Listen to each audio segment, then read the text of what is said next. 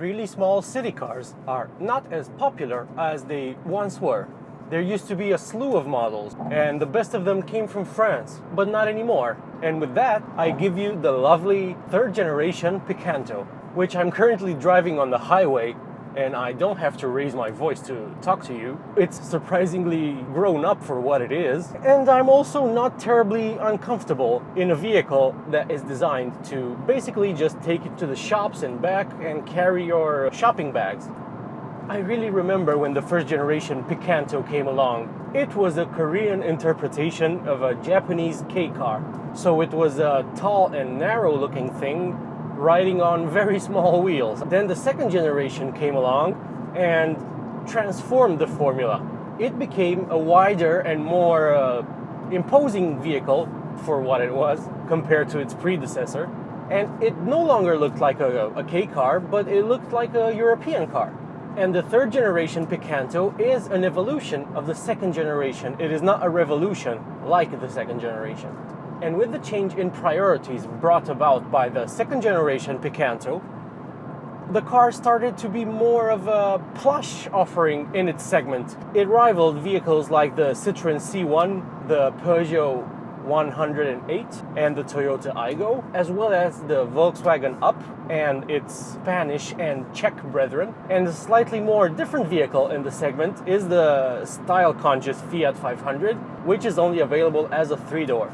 This generation Picanto has been around for a few years, but it was updated in 2020 and given a new and better infotainment, and it received small changes because the vehicle was already pretty good. Reviewers have been raving on about how good this vehicle is at speed for something in its class, which is why I started my review of the vehicle on the highway at high speed, to see how refined and comfortable it is. And it's great, considerably better than a VW Up, although that does have slightly better materials in places. This does not feel cheaper necessarily, it's just different. And the Up has the best materials in the class. But I have to say that I really love the ride quality in this vehicle. It of course has a non-independent rear suspension, so you would expect it to send vibration from one wheel to the other and make the vehicle fidgety, as many of these vehicles are, especially at high speed. So yeah, I can definitely concur. We are doing the Romanian speed limit, which is 130 kilometers per hour. Let me just accelerate a little bit, in fact. Taking a while, obviously, foot flat. So now we're doing an indicated almost 140 kilometers per hour, and I still don't have to raise my voice. Yeah, you can hear some wind around the mirrors, but otherwise, it's remarkable. It's very good. Another surprise of the Kia Picanto package is how well it handles.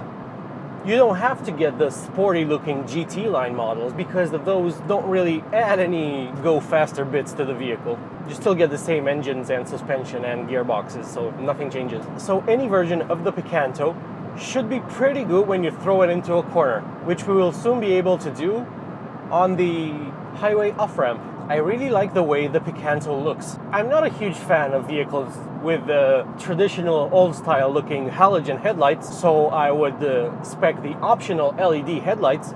But other than that, this vehicle I think is quite a looker. And as I said previously, it not only builds on its second generation predecessor's character of being quite a fairly plush feeling vehicle for its class, but it also has evolutionary styling. So it looks like an evolution of the older car. But it's sharper, it's more planted, it's wider looking. I especially like the shape and style of the rear light clusters. They are very nicely integrated into the body, and they make this vehicle stand out, especially when they are lit up at night. You can easily recognize this latest Picanto. Okay, corners coming up, slot into third. Second?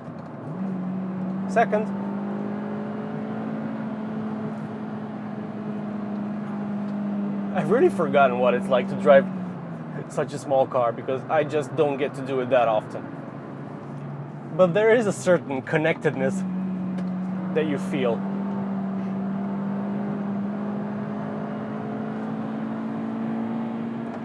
Engine revs nearly to 7,000. It's not very fast. I'll tell you about the engine in a second. This car is obviously not designed to do this, but it can take it. Definitely a nice little handling package. I mean, I really pushed it into the couple of corners back there and no drama at all. It's actually quite remarkable. As I'm going to overtake this guy in third gear at around 90 kilometers per hour, I think it's a good time to talk about the engine. My tester has the mid-range power plant, a 1.2 liter 4-cylinder engine, which makes 84 horsepower.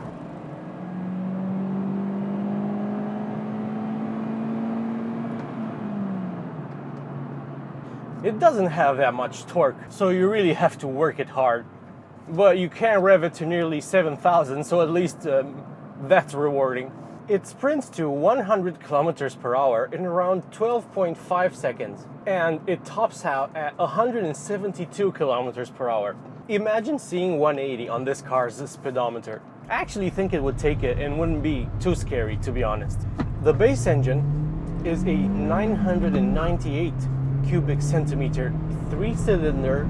It makes 67 horsepower, and it makes the Picanto quite a bit slower, requiring 14.6 seconds to sprint to 100 kilometers per hour. The top of the range power plant is also a sub 1 liter 3-cylinder, but it's a TGDI model, so it's a turbocharged unit, and it makes 100 horsepower, and it also has the most torque available from low down. It sprints to 100 kilometers per hour in around 10 seconds, I think under 10 seconds. So it's still quite brisk. All versions get the same 5-speed manual gearbox that you can optionally have as an automated manual. However, that really puts a dent in the sprint time, adding a whopping 3 seconds to it, which in the case of the lowest powered model means you will be sprinting to 100 kilometers per hour in 17.6 seconds. This car is definitely one best enjoyed with a manual,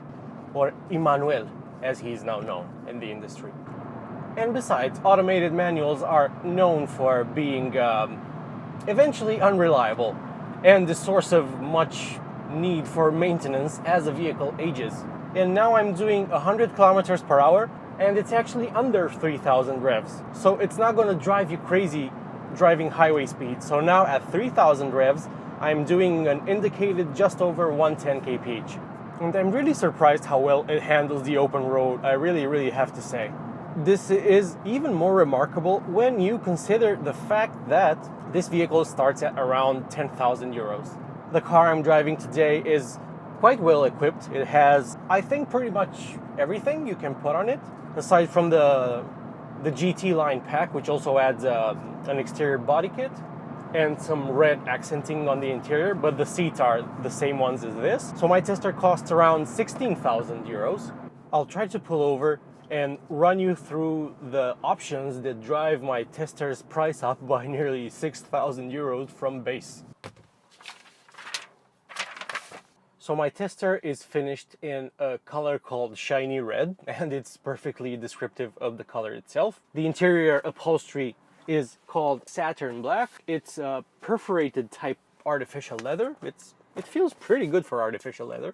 So it has tinted rear windows and a heated rear screen, fog lights, indicators incorporated into the side mirrors, the LED rear lights that I mentioned, so apparently those are optional, heated and folding mirrors, the pleather upholstery. All 4 side windows are electric. The one for the driver is a one-touch deal.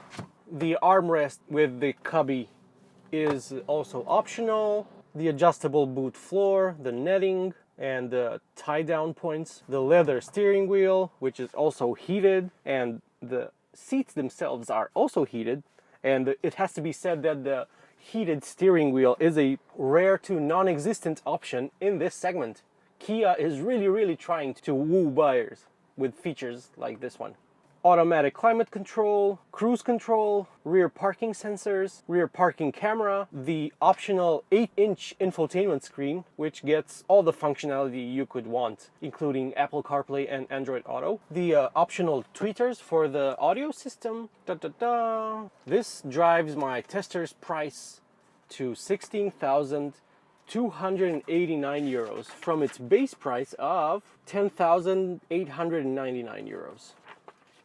And aside from the GT line pack, which makes the car look sportier, there's also the X line pack that makes this little Picanto look like a crossover for some reason. I'm really not sure why you would go for the crossover-ized version. Apparently people think it looks cool. I honestly think this standard car, but with the alloy rims, looks very, very cool.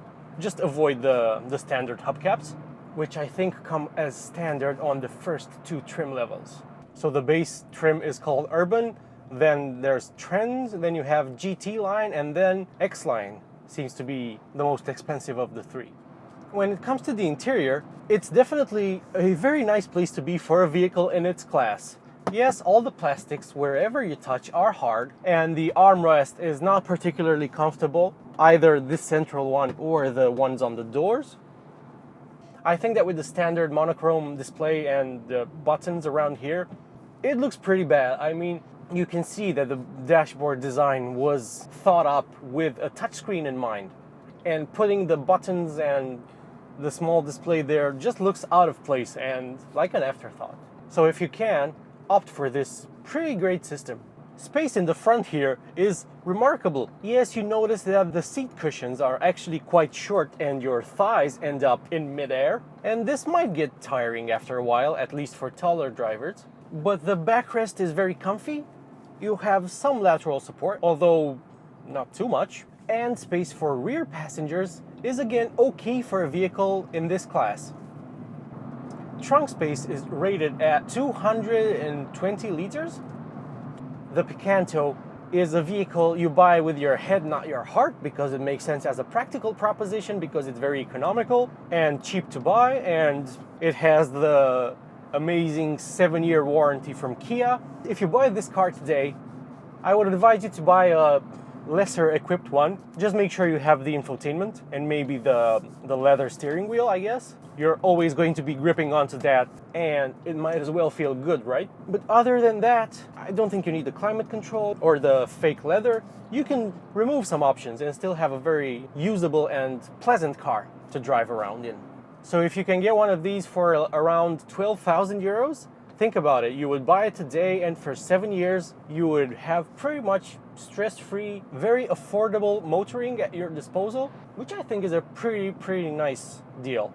And the Picanto is a very convincing little package.